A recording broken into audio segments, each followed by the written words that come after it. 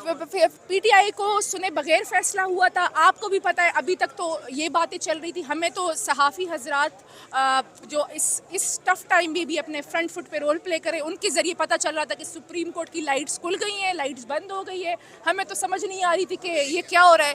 फिर 5 मिनट में हुआ कि जी, मैंने पूछा कि सिविल ब्रांच में वो प्रोसेस जो कागजी कार्रवाई होती है वो पूरी हुई? वो भी पूरी नहीं हुई थी, बेंच बैठ गया। लेकिन हेयरिंग के दौरान चीफ जस्टिस साहब ने पूछा था कि पीटीआई से कोई है, तो जी, उस वक्त आप नहीं उठी थी। तो मैं थी नहीं। अच्छा, बाद में आई। जी, आपने देखा ना, मैं तो भाग के, और जब मैं पहुंची तो मेरी सांस चढ़ी हुई थी। मैं सिर्फ बताना चाह रही थी कि चीफ जस्टिस साहब, हमारे जो लॉयर्स हैं वो लाहौर में हैं, टेक्नोलॉजी है, आप 5 मिनट का मार्जिन दे, वो आके आपको बता देते हैं। ये कैसे हो सकता है कि कोई बुनियादी तौर पर नुकता ये था कि आप हमें सुनकर फैसला दें। सुनकर, और मैंने मुझे भी पता है मैं इंटरप्ट नहीं करना चाहती थी, लेकिन ऑर्डर लिखवाने के बाद मैं क्या बोलती। तो मैंने इसलिए मुनासिब समझा कि चीफ साहब हमें भी सुन लें कि ये बात बहुत गलत है। पाकिस्तान तहरीक इंसाफ को सबसे ज़्यादा इलेक्शन चाहिए। पाकिस्तान तहरीक इंसाफ सबसे ज़्यादा इफेक्टेड है।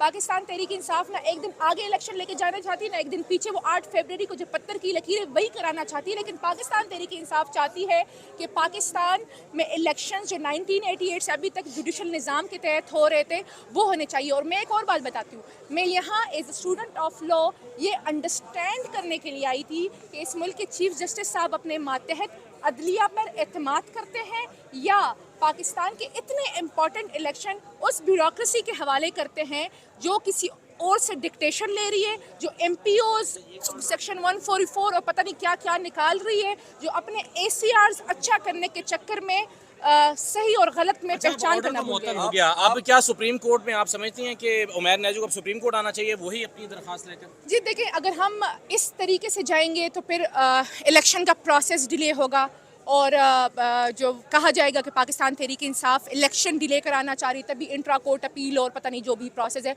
हम सिर्फ ये चाहते हैं कि चीफ जस्टिस ऑफ पाकिस्तान खुद जो ये प्रोसेस है अपनी मातहत अदलिया पर एतमाद करें, अपनी मातहत अदलिया पर एतबार करें और इस मुल्क के जो सबसे इम्पोर्टेंट इलेक्शन है वो अदलिया के हवाले करें। हम